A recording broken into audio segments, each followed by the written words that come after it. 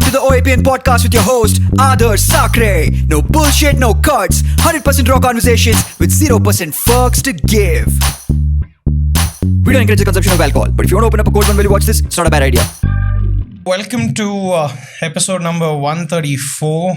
On a personal note with Adarsh Sakare, it's been about 2 months since we sat here, so got the studio cleaned up today and ready to roll all over again. And we are here with a guest that we tried scheduling it, but for a lot of reasons didn't work out. But here he is today. Before I speak a little more about him and why I wanted to sit down with him, let's welcome Siva Prayojan. Hi Siva, welcome. Hi, thank you. Glad to be here. Welcome to the studio. How do you like this space? Awesome, love it. Not better than yours, like I said. How many years is your studio in the making? When did you get that space? This space is about nearly 3 years old actually. Okay. But the gear collected Is from a couple of years. Okay. Like one by one, like asking people whoever coming down to smuggle it in their suitcase.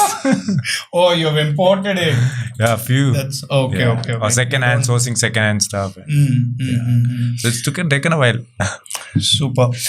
So, here's the deal. I think for me personally, I've never been, if someone has ever asked me what kind of music I like listening to, I don't think I ever have a specific answer for that. I think I just generally love music, any genre that you mention. But it is a fact that over the last, say, 2 years, I did start to enjoy electronic music. And, when I saw one of your reels, you were playing this certain track, and what really appealed to me were your tattoos. Even before your music, appealed to me were your tattoos. And then I checked this page and I liked the vibe. There's this touch of Shiva, there's electronic music, there's this Indian touch, there's nice progressive beats to it.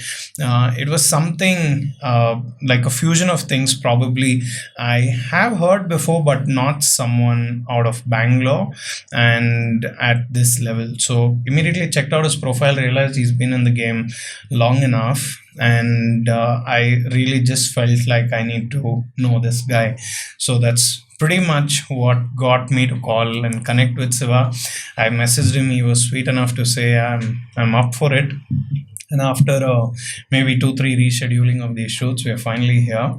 So thanks for making it here, Siva, and congrats to whatever you have accomplished till today. And Thank you.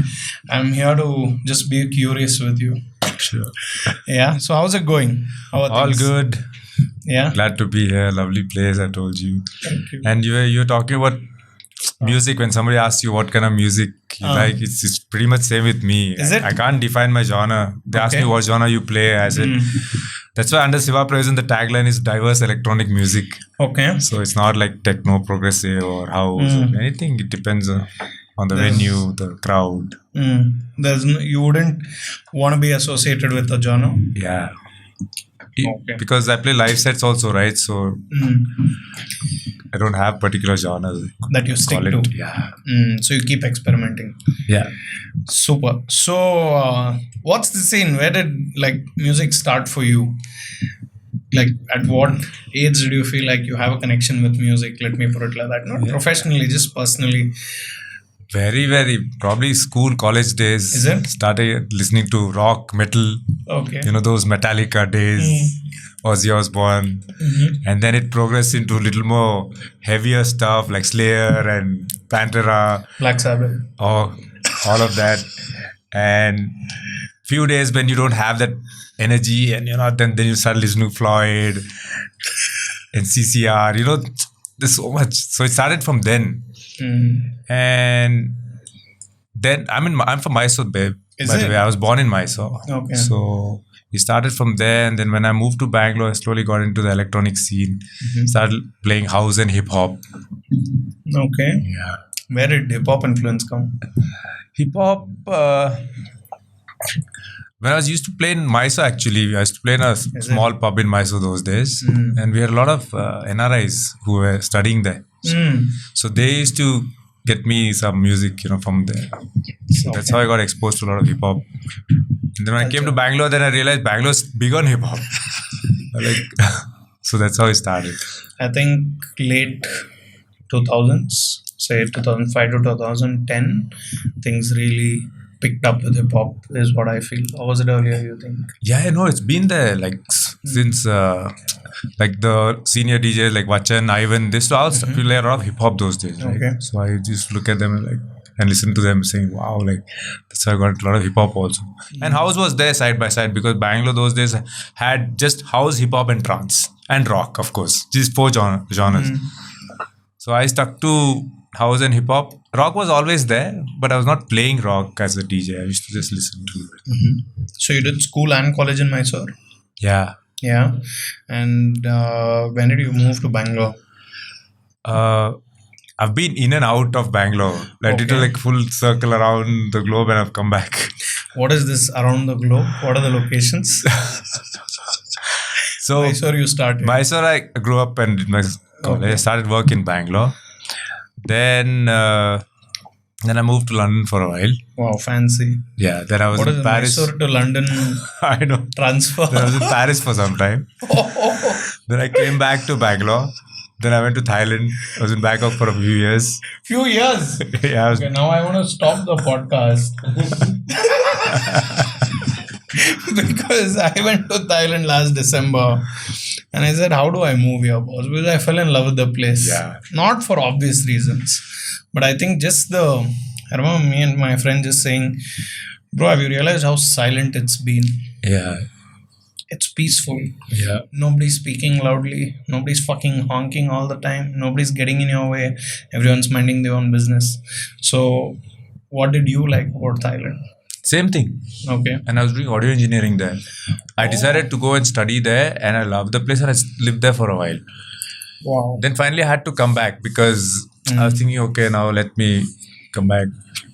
Then I planned to actually move to Australia again. Come back here and then leave to Australia. That's when I lost my mom.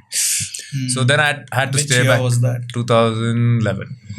2011. Wow. Okay. Yeah. So that's when, because my dad was alone with my younger brother. So Okay. I decided to stay back in Mysore. But what fueled these transfers between countries? I don't know. Probably it was because of music and also friends we had. I would love to travel also. Okay. So I had another friend in Thailand those days. But how do you figure out job and who paid for the stuff? I know you No, while I paid was- for it, but Yeah. what paid? I think that's a better No, while I was there, I was also working. Because I was there for studying. So I could do part-time little bit work here and there and kind of do my, Okay. monthly, whatever. And when I was in London, I used to work as a DJ in the really? evening. In the evenings, 2-3 times my aunt was there, of course. Okay. She I was with her, but I still had to pay rent. Pay rent to her and Yeah, and I was working in the day as a carpenter with her boyfriend, apprentice types. So I learned a little bit of carpentry, this mason work, this, that, those days, and get a couple of pounds for the week to pay rent. So done all those things. But baseline was music or baseline was... Baseline was music. So what was the idea in the head? Were you chasing to be like this global DJ? Were you chasing... I was just trying to play music and, just different genres. And every time I'm going to some new place, I'm like, whoa, what is this music now? Because we didn't have exposure those days, right? Yeah. Spotify or YouTube. Social nothing. media, generally nothing was there. Nothing. So, and even in Bangalore when I used to play, like I told you, these NRI people who used to be in Mysore was big those days for all these NRI students. Really? Oh my God, too much. JSS Medical College, Okay. Dental College, because it was half the cost, no? So everyone used to come here and they used to go holidays and come back. And Mysore, that's the only pub I used to play. They used to come and give me What is this called? Royal Legacy. Royal Legacy. Yeah, really cool pub. So that time they used to come and give me tapes and saying, play this track. First time I heard, if you remember, Dr. Dre and all. Yeah, of The course. old ones. First time I heard, I was like, what is this music? I didn't understand anything, but the beat sounded so good. So that's how, and then when came to Bangalore, that house what Ivan Vachan used to play. And when I went to London, it was 100 times more funky house, and because all the music used to come from there, right? So I'm at the source of where it's happening. That time, UK was top in music. Those days. So I'm there, right there. I'm like, wow. So the music was pulling you to everywhere. And Thailand also. I went I'm thinking again to go back to London to do audio engineering, because very expensive those days to itself. live. So some friends suggested like Bangkok. There's the same school is there in Bangkok. I say do that there. So I went there, and then I fell in love with it. I was like, same peaceful, no honking. I remember one incident, like pink cabs everywhere. Even though everyone's following lane systems, and I used to take the taxi bike. If I'm late, I used to walk it best to college. If it's not, I used to take the taxi bike. Once I still remember that very clearly. I was in one of those taxi bikes, and there's huge, like at one signal there are a lot of things. Some guy by mistake honked behind. 5-6 people turned, dude. For me, that was the first time, I heard a honk. That's the only time. And the way it was, like all of them coordinatedly turned. Like, who's this guy honking? Like you said. That was something else. I think it's just respect for space. That's what it is, right? Which we don't get to see much here. Like, even for example, if you're at a cafe, if you try going to a cafe and reading a book or listening to music and sitting down, there's something happening that will come in your way. Someone will come say something. There it's truly like people consciously ensure they don't get in your way. Exactly. And it's also like, it's not like Paris where everyone's snooty. Trust me. Everyone is very snooty. It's very quiet because they don't want to talk to each other. But in Thailand, it's not like that. So helpful. And also, like, when you think of the street food and pretty much cost of living and all, like, very less. This place. So when you travel to these places, I understand music was fueling it, and you were getting like attracted to learning new music or getting new exposure. But how were you received as a professional artist? Was it easy? Was it hard? I was still not professional, no.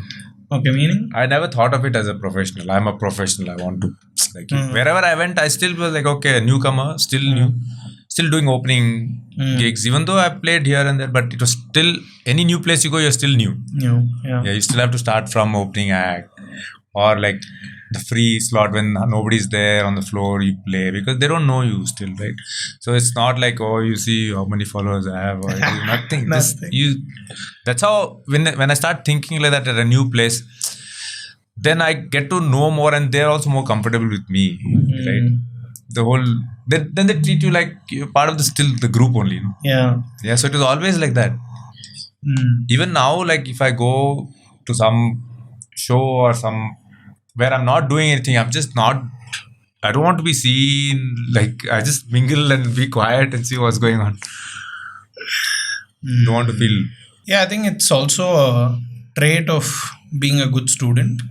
Like if you love an art form, you're always a student of it, right? Exactly. You're never bigger than the art form. If you understand that there's always so much to learn, your general demeanor is, okay, I'm here to learn. If I learn something, I learn something. If I don't, okay, I need to work on myself. And I think people respect that. If you come in and say, I know this all, then I don't think those many people open up to you. And also the attitude yourself will change, then slowly the environment will change. And how you get interacted with will change. So for me, every other day I still learn also. Like, I still learn from the newcomers who I teach. Like, learn means like there's so much of new music they would have heard, I would have not. And also mindset is different, right? That age gap is there a little bit for anybody. Even 5 years difference, I know his thinking is different in music.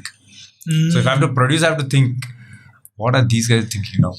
But still, I don't want to bend to them. I'll try to blend in something which they'll also understand it's new for them, right? So what was the scene at home? So you degree you did, where did you do? I dropped out of college. At what age? I don't remember actually. So you dropped out saying what at home? Nothing. Music, full rebel in the house. Yeah? That rock also was there, no? My parents, I say. I mean, they're very supportive. It's hard to imagine you as a rebel. Rebel this way. I don't. But my mom was they were supportive actually. Nothing like against. They said, okay. You have siblings? I have one younger brother, younger sister. They also rebels or? No, they're fine. They're fine. So you said, fuck this shit, I'm chasing what I really want to do. But that time they didn't oppose me so much because I was kind of getting pocket money also, no? To do gigs and to play here and there. So it was like, okay, something he's not doing. He's not violating. And I never used to drink, smoke, nothing. Really? I started drinking and smoking very recently. And then I did so much of it that I stopped. And that drinking, smoking, that gap, there was nothing, a lot of it and nothing. You made up for it. For many lifetimes. Many lifetimes. We'll come to that. But so you dropped out of college, being this rebel, and what were your friends saying when you were traveling to these countries? Like, local friends at Mysore, they must have been like, Macha, No, I used to travel when I had moved to Bangalore. Like from Mysore I moved to Bangalore. From here I used to travel. But I never visited Mysore like often. Once in a while to meet my parents. That's pretty much it. And your longest stay in another country was Bangkok itself. Yeah, I think Thailand. Yeah, Thailand. How many years was that? About, I said 2.5, 3 years. 3 years? Yeah. You had a nice place at Thailand? It was like a rooftop, like one room I had taken. Okay. And plus, it had a small kitchen and everything. And yeah, it was pretty cool. Did you make some good Indian friends? No, I don't, because I was in a foreign student class. Okay. It was all, because the rest of the college was all Thai spoken. Okay. Yeah, so I was in a classroom where I had like one German guy, one Israeli guy, one Chinese fellow. And I was the only Indian. One Nepali boy was there, really talented guy. So we were about 6-8 of us. And we had an English teacher who was from the UK. Very brainy audio engineer teacher. Yeah. So that's the only friends I had. I didn't have any other. My classmates were my friends. Your friends. And you are in touch with some of these guys? A few of them. Some of them got married after this, that. And very few I'm in touch with. I could count maybe 1-2 of them. 1-2 of them. And at this time, at that phase when you were traveling across these countries, the goal was clear that it's music. That's your profession. Yeah. There's no single day that you thought otherwise. Yeah, it was only that.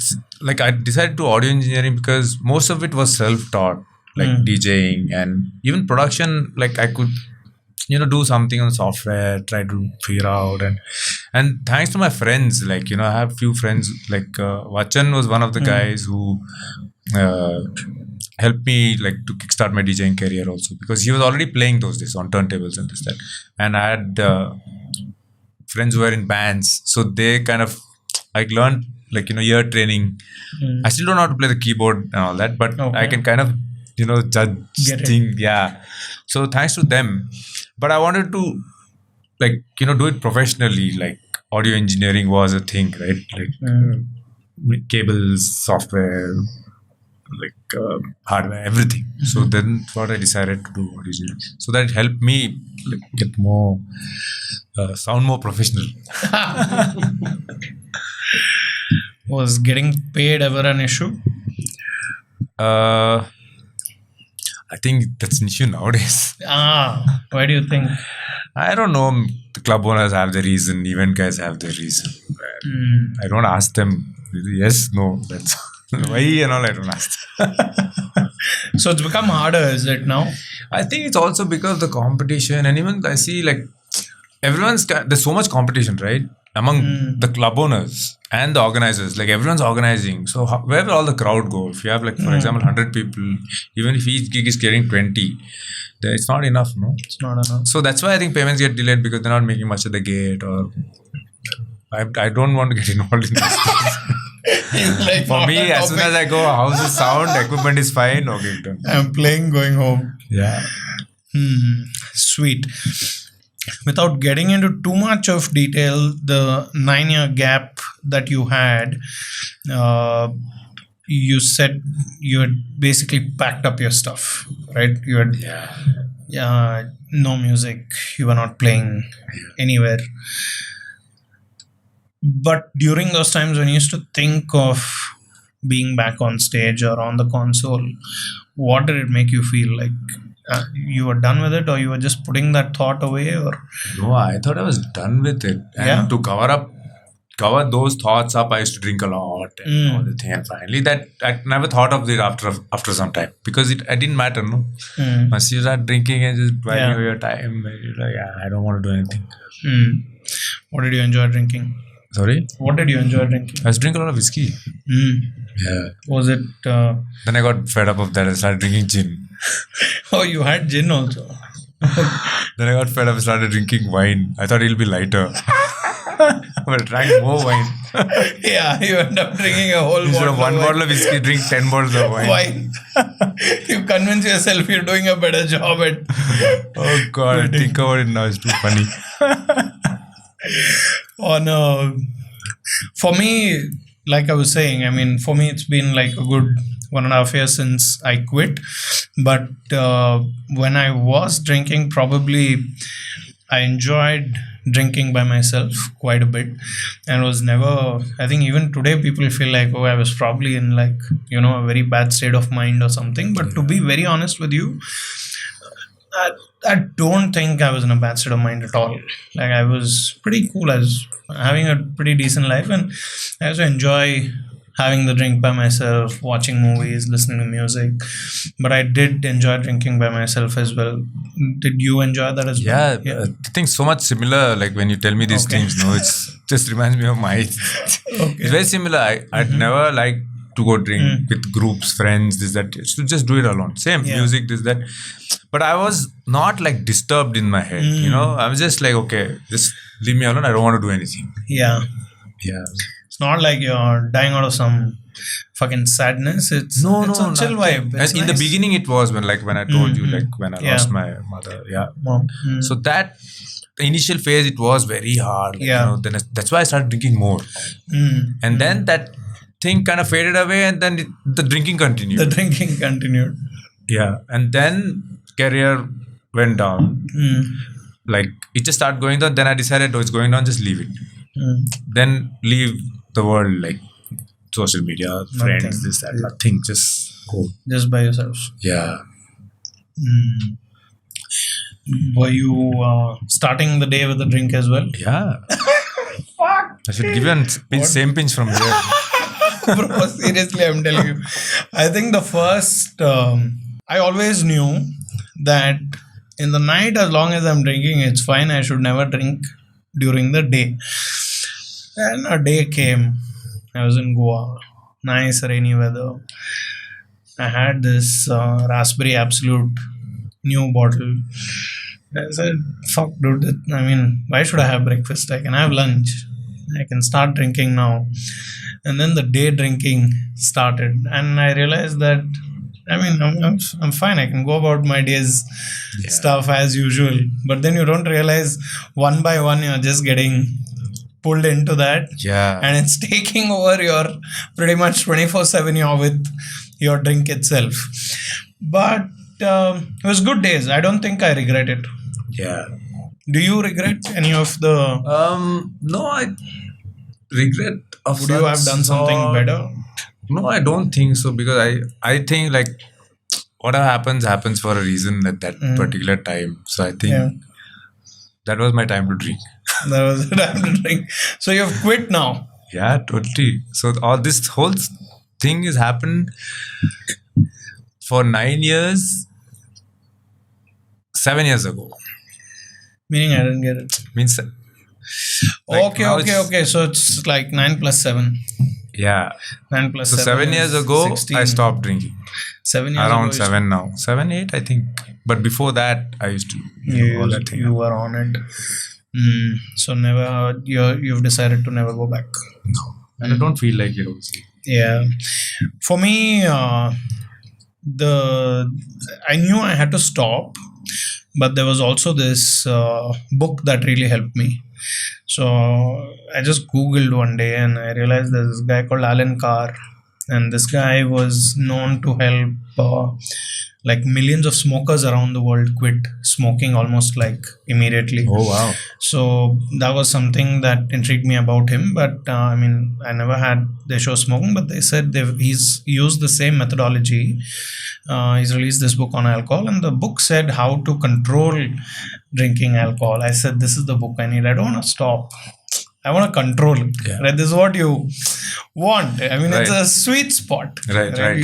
You want to be a guy who can have 3 drinks and go home. Yeah. Fuck, you never can have 3 drinks, bro. Fuck that shit. You'd rather not drink, right?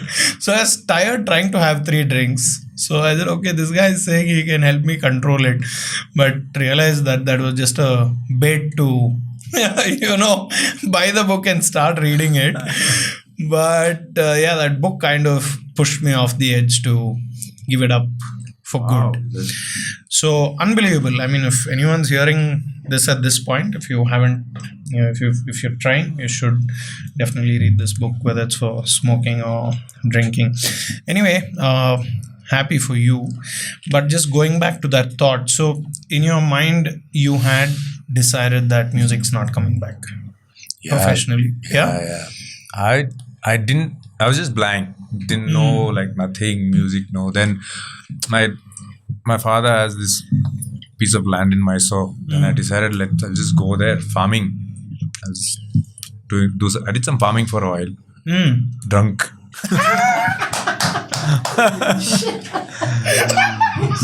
So and there it's a little outskirts of Mysore.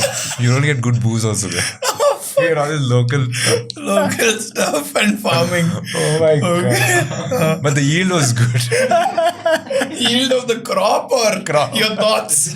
Crop. So all that happened. So watering the plants and the body. Yeah.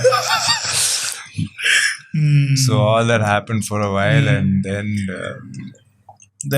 what was the turning point? So this turning point is pretty interesting, actually. So I think I've spoken about this earlier also too. Okay. So this cousin of mine, he said I'm a half Cook. My mom's from Cook. She was from Cook. So this cousin of mine, he said every year in his village, near Virajpet, there's this thing happens, this festival happens where you should come sometime. It's a Shiva festival, Eshwara festival. So the whole town is celebrating. So I said, sure, why not first time? That I used to drink then. And that festival, everyone's drinking. Yeah. 3 days. 3 days the festival happens and everyone's drinking. So I was like, wow, my kind of festival. So I went there. First time I went there. And then I loved it absolutely. Then the second year I went again to the same thing. And after that, I just stopped drinking. What happened, bud? Something I just thought where am I going with all of these things and this, that, and I just stopped. After the festival? Yeah. But you drank those 3 days? At the festival, yes. But when I came back, I was like, I just stopped. Yeah. It kind of, I don't know, it's difficult to explain. They stopped drinking, I stopped smoking. And slowly, I stopped eating red meat. Yeah. That happens, I think, as a byproduct. Literally, I think 2 months after I quit drinking, I was done with non-vegetarian food because I felt like it's, probably it also used to go together for me, Yeah. meat and alcohol. When alcohol had gone, I didn't see any need of consuming meat anymore. Yeah. So it felt just cleaner to be with vegetarian Yeah, I don't know. food. Yeah, right. I just stopped. I don't feel like eating this, that. So, and that happened for about, so it's clean for some time. And then after a while, then COVID happened, right? So that's when I decided. Oh, fuck, you were clean during COVID. Yeah. Before COVID also. Difficulties. Yeah. that COVID time, then I could see people, who were looking for alcohol. I was thinking like, man, like I would have been in the same situation. Yeah. Also. So during COVID time, I was thinking like, and I had slowly started picking up like some secondhand gear, thinking like trying to get back into something. My old computer, I like just souped it up a little. Then I was thinking like, I need to get back, but I don't want to get back with the same thing and the music, same EDM, electronic music. Let me try something else, which is, it doesn't have to be always dance floor music. Let people listen to it also, even let them groove. It can be from any BPM, any genre.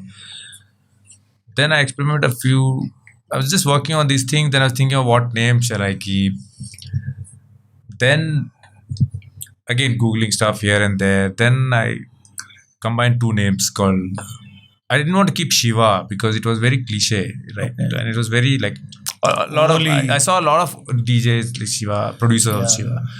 So that why not I keep like in South kind of names Siva, Siva, and even in Sanskrit it says Siva. And Prayojan in Sanskrit means purpose. Okay. So I thought why not I keep Shiva purpose, but it's Siva Prayojan. Wow. So then first the name happened, and then I think no, I've made the name now. Let me make some music. With this, we always make the name first. Yeah. Then I started experimenting with things and like studying about what's going on, how to make it a little different. So that's how Siva Prayojan started during COVID. Like, and then like I got in touch with a few. Who did you call first, saying I'm back in the game? Nobody. Actually that was the thing. Like I was just making music and I was putting it out on. I was making sets on during lockdown also, no? On Instagram. I was just putting up some videos and that. So like that, my music started getting heard with people in Bangalore here and there, and it's not producing fully, just jamming. Like you must have heard one of my jams, and that's how. Like then one of the organizers called me, said, "Why don't you come and DJ?" My first gig was at the Royal Orchid. As no, the Domlur. Yeah, Domlur one. There I was like, after so many years, playing, and that gig was really, really good gig actually. Yeah. What was nice about it? Because first of all, the whole set selection was in such a way that not everybody had heard those kind of tracks. It was all electronic, progressive, techno mixed. And plus the organizer was so happy because that was his first gig he made. He didn't go under loss. Oh, it was profit for him. So he said, bro, like, I will never forget this gig, my first gig. And he's been doing gigs for a while. Okay. So that was his first good gig and my first gig as Siva Prayojan. Oh, wow. So from there, like, people who were there heard about it, a lot of the word of, spread, and slowly, I got into more producing and I feel like the word of mouth is so strong in this field of yours. I really think more than social media, word of mouth works. Is that true? It is, because then you actually see social media can manipulate anyhow you want. So sometimes it's a hit or miss, right? So word of mouth also holds more weight, no? Like when people come and tell like, hey, that person's music is really good, you should check it out. Then of course, like for example, your podcast, I heard from so many other people before actually you called me. Is it? Yeah. Okay. And I was like, and I checked like some into, I was like thinking really good, this really good stuff, Glad. Yeah. So somebody else sent me some topics of like some good talks, right? So from our podcast, huh? Yeah.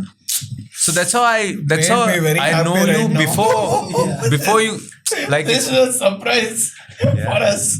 Okay. No, really, like and then my wife also, Sahana, like my wife also said, yo, you going for his podcast? Like, wow. Like, wow. I said like, yeah, man, like, because we knew you before you called me. Okay. That's really sweet. Yeah. So that's a really cool. Then I actually went and checked you out, because after I got invited, let's see, okay, like, then I did more, Wow. research on you, like what Wow, it is that's- about.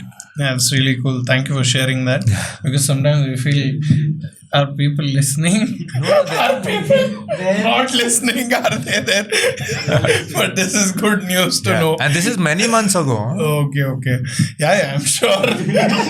We've also not been active for a few months.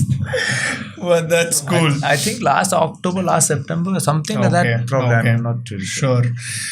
So you played at this Royal Orchid, and then you again kind of start getting back into the scene. Yeah, I came from Mysore that time.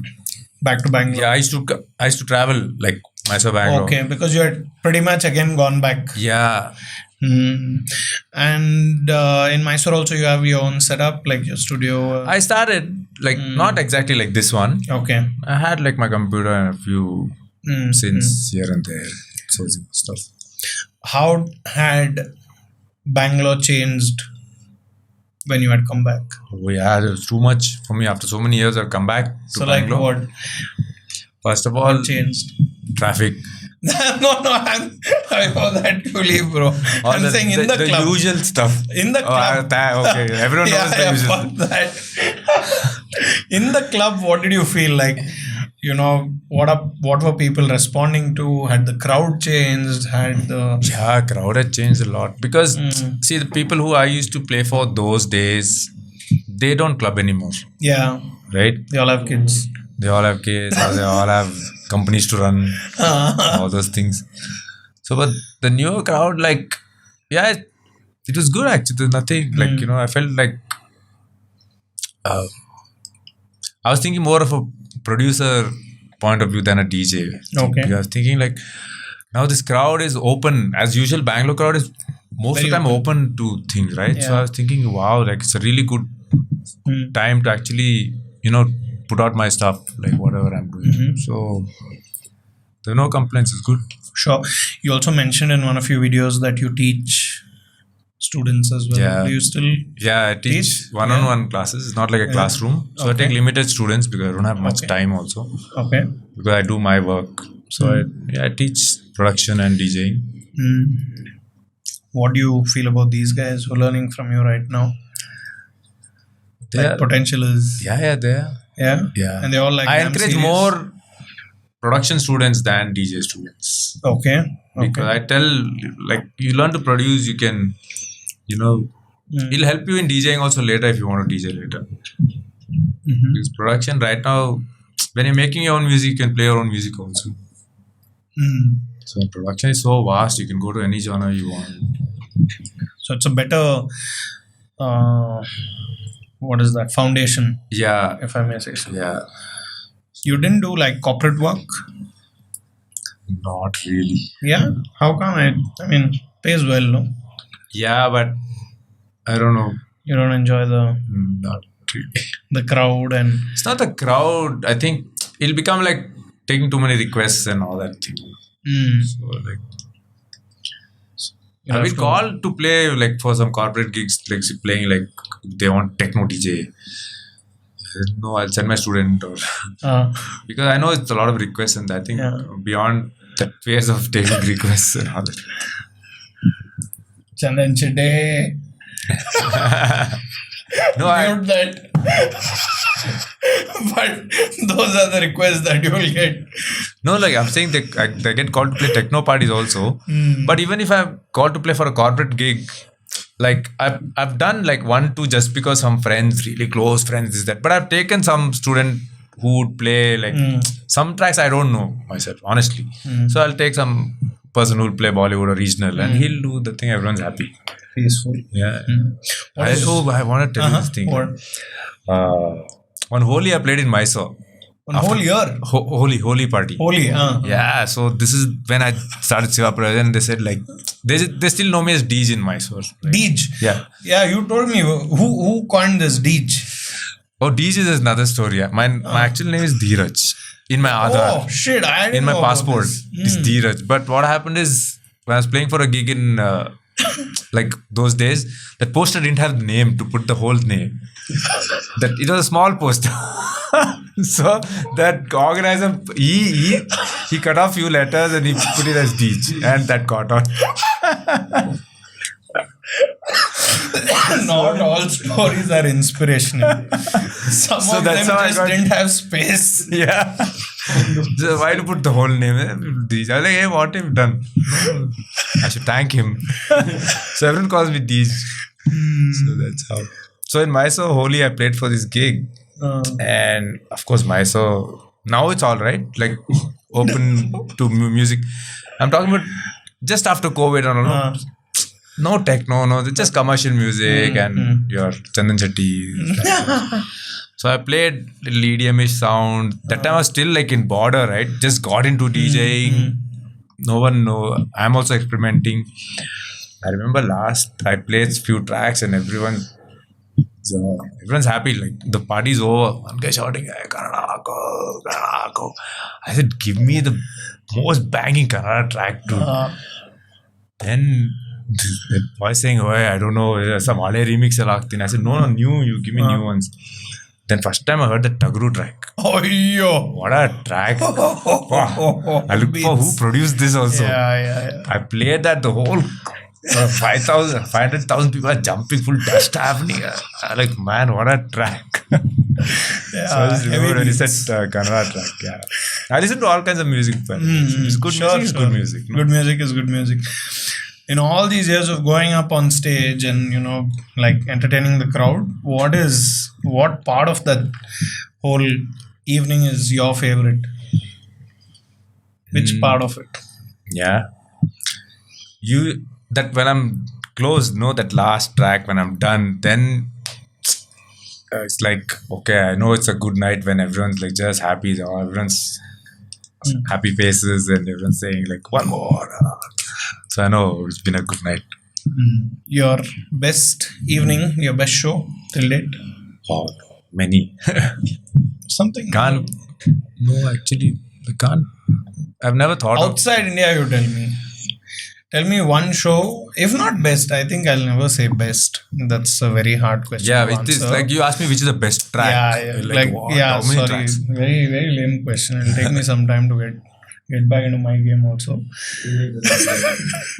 I'll change the question.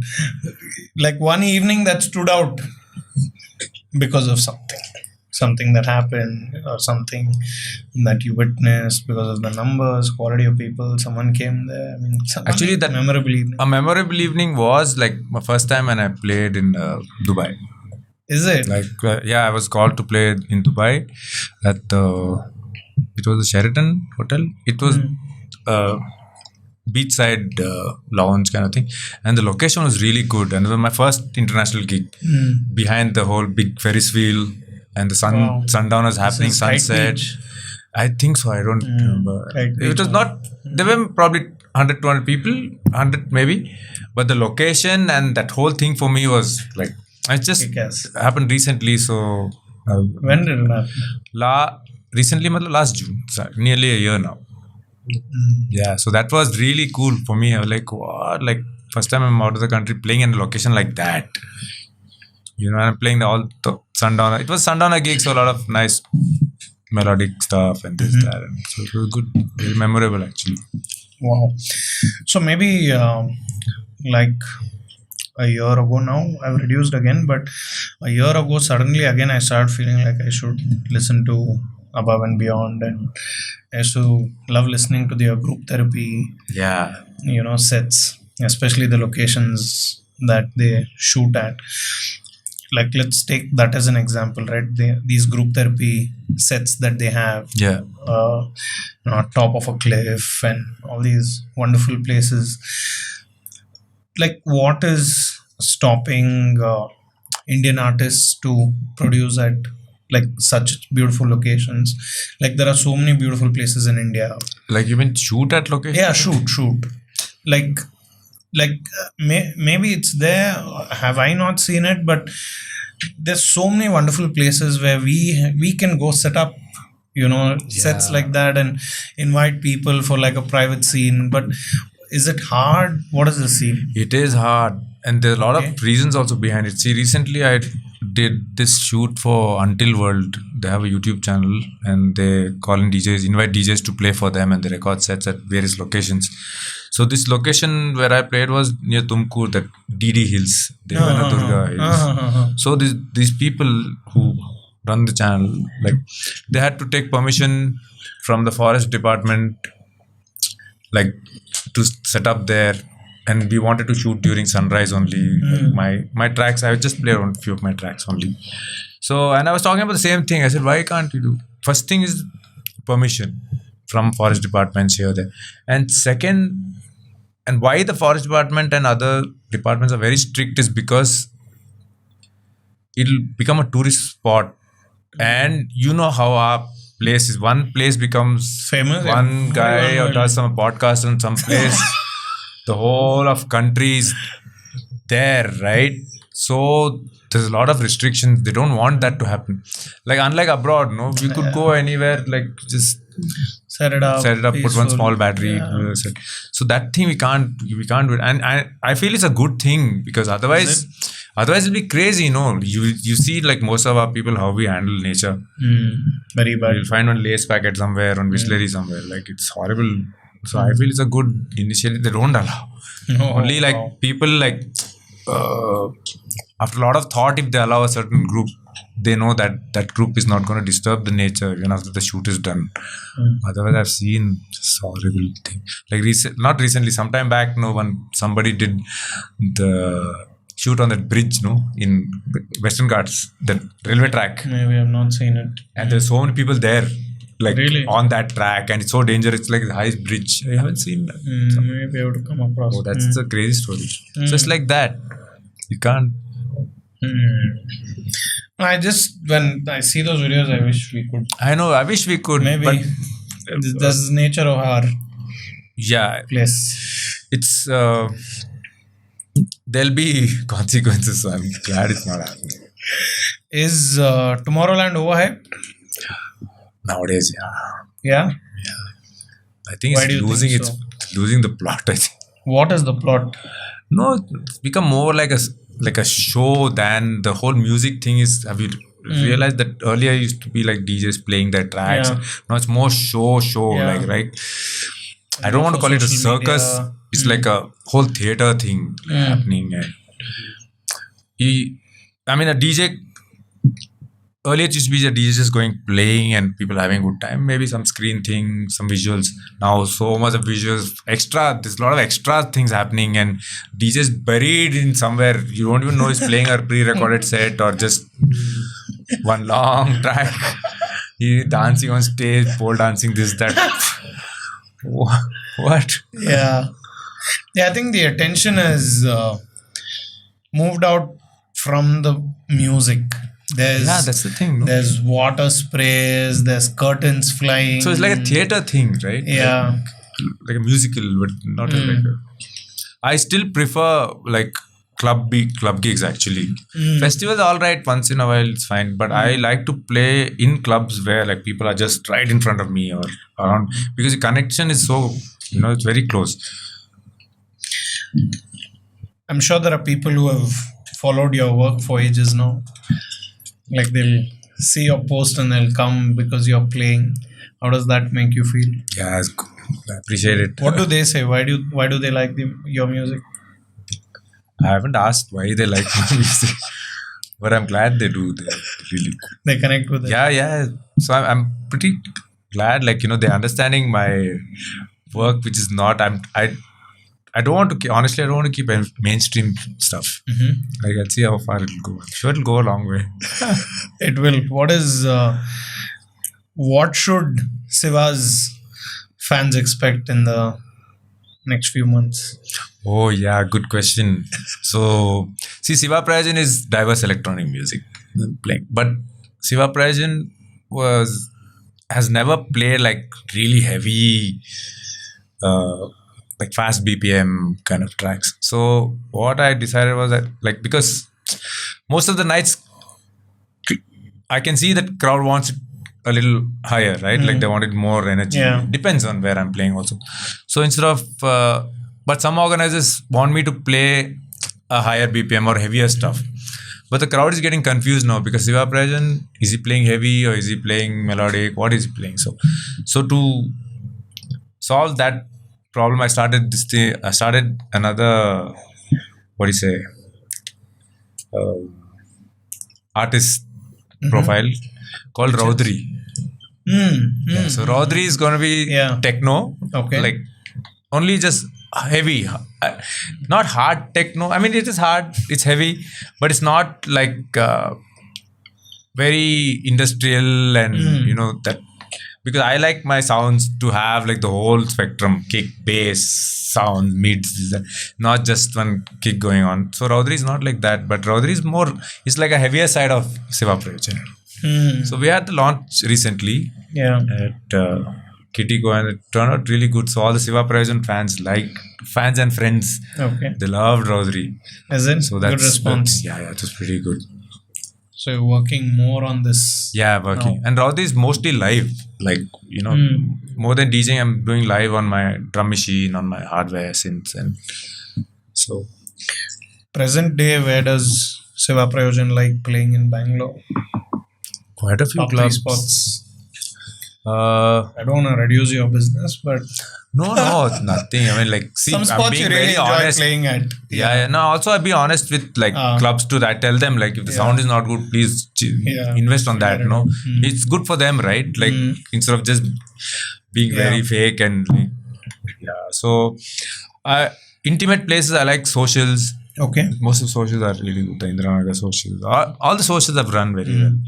Then Sly Granny. When they have gigs there. So Guilt is one of the clubs which I really love because the sound system is amazing. The same person who designed the club, like the sound, acoustics, everything is the same. Vasi. He's the one who treated my studio. So it sounds pretty nice. Yeah. So Guilt is an amazing club. Then what else? Ignite. I haven't. Then White Lotus. It used to be really. It's changed to Ignite now. Yes. So that's also a nice place. What about that place on top of Rex? The Rex building now. It's become some mall. No. Rex Walk. Banjo. I've never been to Banjo. Really? Or to Juliet. Banjo was nice. I felt like crowd was pretty good. Yeah, I've heard, but I've never been. I don't get out much unless I'm playing. How often are you playing now? I'm trying to keep like playing in town to a minimum, so that even it's refreshing for me every time I go out and play, and even for the crowd also. Like, you know, otherwise I think it'll get. It'll just become a monotonous thing. How was Goa? You went to Goa? Goa was good. Goa Sundowner was. It was the Mayan beach club. Everyone says Mayan. I was thinking, what is this Mayan? Then I go there, it's all Mayan stuff. Oh. So it's Mayan beach club. Do you think Goa has lost its Goa-ness? Oh man. Or is Goa still Goa? Goa gone. It's sad, you know, like because the Goa I used to know, I used to see. So what has changed about Goa?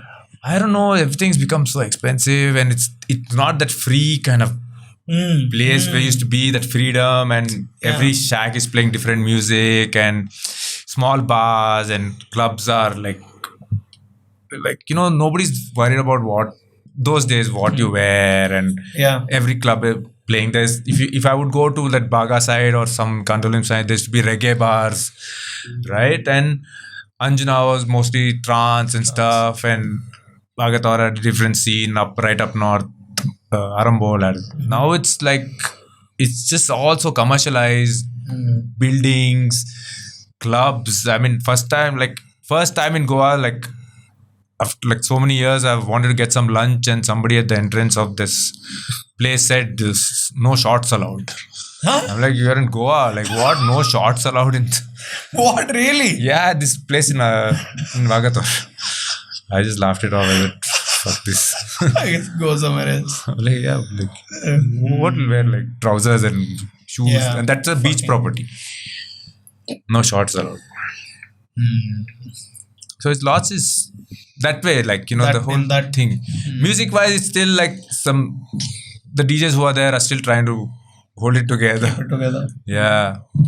It's recently I've been playing some good sunrise parties there, and they're doing good. Like now it's monsoon, so I think it'll start again probably September, Later. October. Yeah.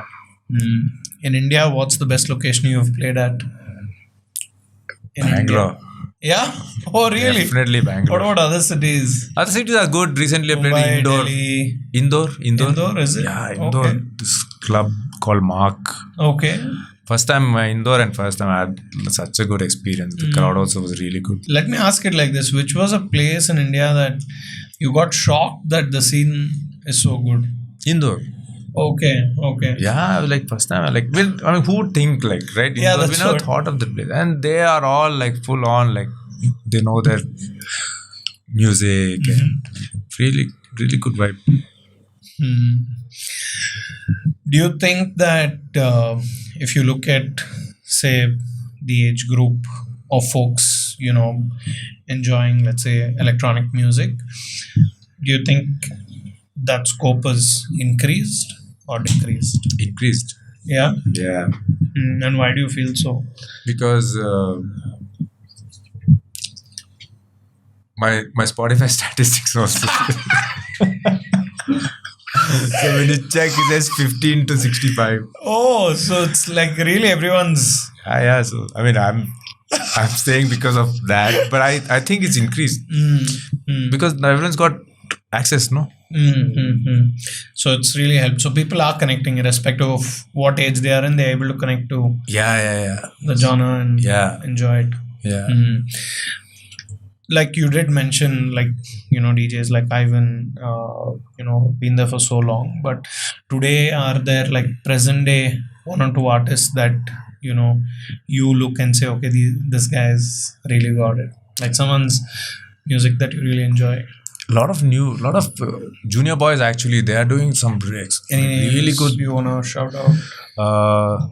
There's this boy called, when I heard this boy first time, he was playing house music. This Xenix, his artist name is Xenix. Pretty good, like he's doing good. Then there's another DJ called Topsy Turvy. He's one of my students also, but I think he's doing pretty good production and DJing. Then I have a few. Who else? I don't want to Sure. say all those names. No. Because I mean, these guys got your attention. Yeah, and like most of like everyone's playing the techno thing nowadays, but these boys who are playing like drum and bass, house. I mean, I don't probably remember the name, but I've seen them at gigs. They're doing really good. The newer crowd, like boys and girls, they're doing really well. That's also true. I feel like there's been this uproar of more girls coming into the industry, and some of them are really making a name for themselves as well. Yeah. And that's so nice to see. That's been different. I started this episode by complimenting your tattoos. So are you still actively pursuing getting more tattoos, or? Every time I get one, I'll be like, this is the last. Then all of a sudden I find space. Then coincidentally one idea I'll get. Like saying, So I got this. I mean, this needs a second touch. Okay. First round is done. This is Teyam, Bhagavati Teyam. Can you tell me a little more? Like very close, no? Coorg, Kerala. Okay. Right? So Bhadrakali. Yeah. This is The reason you got it? I just wanted to get. Yeah. So next time trying to get Is that the only space. color tattoo you have? No, I have one here also. Okay. Which is what color? It's color, like full color. Okay. Yeah. What's the next one? Next one here, I'm trying to get. That hand is surprisingly free. Yeah. I know, that's what. So next one will be here. Super, Siva. I mean, I think I knew that this is the type of energy that you're going to come in with. You're extremely sorted with your thoughts. You know what you like. You know your space. I think I also did feel like through this conversation, I don't think you're a type of person who's too envious or curious of what others are doing. You really like staying in your lane. Yeah. Yeah. And I tell others also, stop looking at other people's stories too much. I mean, see, since you brought this up, no, like you look at other people's like stories, especially on Insta or whatever. If you follow the artist, you like if he's making some good track, or if there's anything to learn, yeah, but not like oh, he's doing that, I'm still here.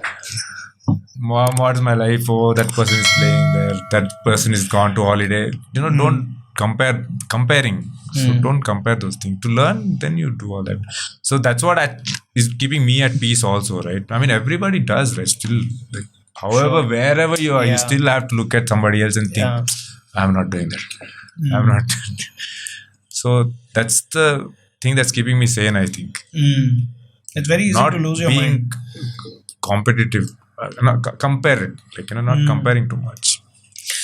Otherwise, you end up losing your mind, and also you end up becoming like everyone else. Yeah, and also you're never satisfied. No? There's no amount of it that can satisfy you. Then you'll be good at something, but that self-doubt will take you 2-3 steps back because right, you think you're not good enough because you're not reached there yet. Like that is a never-ending thing. That being said, I do feel like being ambitious is not wrong. Yeah, I think it's just you shouldn't be comparing yourself. I mean, I'm sure. Is there something, say today, that you want to share with us, saying, okay, this is something I want to do, or this is a place I want to play at? Is there like a dream set, a dream location, a dream artist you want to collaborate with? Something that you can share with us that you haven't yet done? Yeah. Oh, artists, so many artists I would love to collaborate with. Give me someone. Really, like until recently, I wanted to Indian artists. I look up to a lot of Indian other artists, like they producers, this that. So recently, one of my single called Dream State came out on an Indian label, and the label approached these artists who I really love their work to make remixes for my track. Wow. So like Kamchor is one of the artists in Goa. He's based in Goa. So he's one of these guys, senior to me, but absolutely amazing producer and DJ. So he remixed one of my tracks. Wow. So I was like, wow, instead of collaborating, he remixed my work, and a few international artists also did this. So that's been really good. Like the place I would want to play at some point is maybe earlier I would have said Tomorrowland and all that. Okay. Now looking at all that circus, I don't want to go there. Okay. Really not happening for me. But I think at some point the Boom Festival, where I'm not into Psy. Like I used to be Psytrance in Philadelphia this time. I'm not sure. Yeah. But that's one of the festivals I want to play for. Like, what about because they have a range of electronic music also. It's not only Psytrance or this. They have everything, like organic house, everything. Like sure. So maybe that it will happen sometime. I've heard a lot about what is this Burning Man? Yeah. You think that's overhyped, or it's Burning Man is? See, all these festivals, once they start getting mainstream, it's kind of losing its charm. And then every time you see a Burning Man video, you see the traffic outside. Bangalore traffic only I can't handle. You imagine. I think just because of traffic, I would not go to Burning Man. Oh man, I know it sounds pretty silly, but no. Yeah, I think it takes away from the whole idea. Why suffer and do something like that? Sweet, Siva. I think that's all I got for you today. I think this was a good first catch up with you, and I think we're gonna look forward to come to one of your shows Oh, as well definitely. as Please do drop into my studio sometime Yeah, first. coming to your We studio. are very close, no? Yeah, we'll come Come, there. we'll do some lunch, studio, Yeah. all that.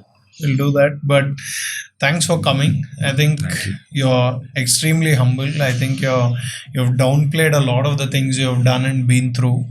So I wanna thank you and respect you for the fact that you still came here and obliged and answered pretty much everything that I asked you.